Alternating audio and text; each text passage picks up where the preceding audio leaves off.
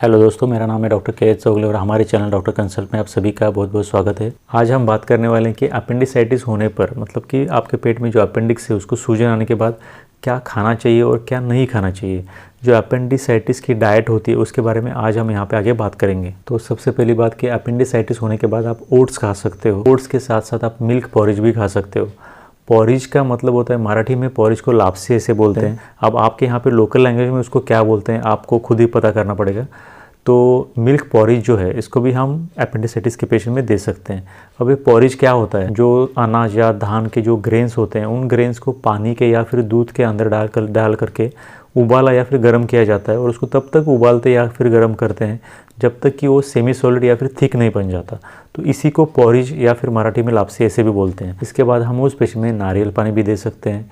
इसके साथ गेहूँ का पॉरेज भी इस पेशेंट में हम दे सकते हैं। इसके साथ साथ बटर मिल्क या फिर छाछ, ये भी चीज़ें उस पेशेंट में हम दे सकते हैं। इसके साथ साथ हम उस पेशेंट में दाल का पॉरेज या फिर चावल का पॉरेज ये भी बना करके दे सकते हैं। इसके बाद हम उस पेशेंट में रवा का भी पॉरेज बना करके दे सकते हैं और कैरेट का जूस यानी गाजर का जूस भी दे सकते हैं। तो उस पेशेंट में गाजर को उबाल करके राइस या फिर चावल के साथ देना भी काफ़ी हेल्पफुल होता है। इसके बाद हम उस पेशेंट को मूंग दाल का जो पानी है गर्म करने के बाद बचने वाला वो भी पीने के लिए दे सकते हैं। इसके साथ साथ हम उस पेशेंट को वाइट राइस मतलब कि जो चावल है उसको वेजिटेबल्स के साथ बॉईल करके भी दे सकते हैं। जो वेजिटेबल्स हम उस पेशेंट में बॉईल करके दे सकते हैं उसके अंदर उस पेशेंट में भिंडी दी जा सकती है या फिर बॉटल गार्ड भी दे सकते हैं।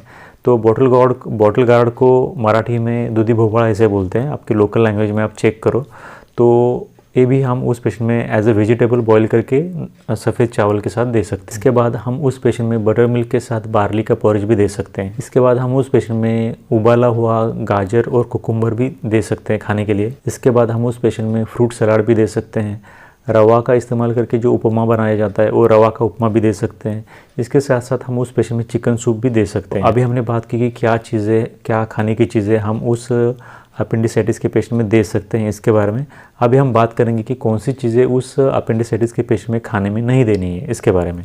सबसे पहले तो उस पेशेंट को अपने खाने के अंदर मीट या फिर मटन नहीं खाना है। इसके साथ साथ पकाए हुए जो अंडे होते हैं वो अंडे भी नहीं खाने हैं। इसके बाद उस पेशेंट को दूध भी नहीं पीना चाहिए और चीज़ भी नहीं खाना चाहिए। इसके बाद उस पेशेंट को चॉकलेट्स भी नहीं खानी चाहिए, आइसक्रीम भी नहीं खानी चाहिए।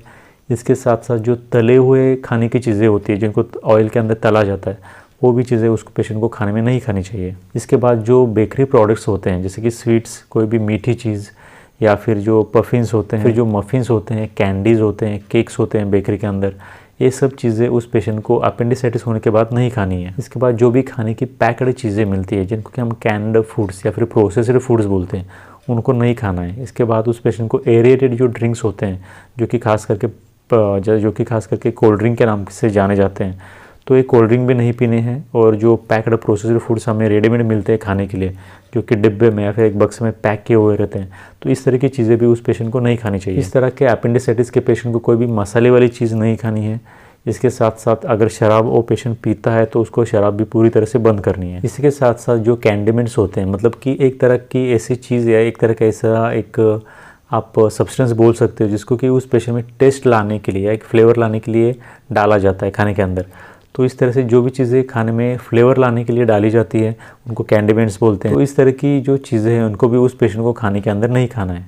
या फिर जिन चीज़ों के अंदर इस तरह के कैंडिमेंट्स इस्तेमाल किए जाते हैं उन चीज़ों को नहीं खाना है। इसके बाद कुछ पेट के अंदर गैस पैदा करने वाले वेजिटेबल्स होते हैं जिनको कि हम क्रूसीफर वेजिटेबल्स ऐसे बोलते हैं। इसके अंदर ब्रोकली, कैबेज या फिर कॉलीफ्लावर इस तरह के प्लांट्स या फिर इस तरह के वेजिटेबल्स आते हैं, तो इनको भी उस पेशेंट को नहीं खाना है। इसके बाद उस पेशेंट को बीन्स नहीं खाने हैं। तो बीन्स की वजह से भी उस पेशेंट में कुछ प्रॉब्लम हो सकते हैं, तो बीन्स को भी जितना हो सके अवॉइड करना है। इसके बाद जो बेकरी आइटम्स होते हैं उनको भी उस पेशेंट को नहीं खाना है। खास करके जिन चीज़ों में मैदा इस्तेमाल किया गया है, बहुत ज़्यादा शक्कर या फिर बहुत ज़्यादा नमक इस्तेमाल किया गया है, इस तरह की चीज़ें भी उस पेशेंट को खाने में अवॉइड करनी है। तो आज हमने इस वीडियो में बात की है कौन सी चीज़ें अपेंडिसाइटिस के पेशेंट को खानी चाहिए और कौन सी चीज़ें नहीं खानी चाहिए इसके बारे में। So thanks for watching this video till then. Thank you very much.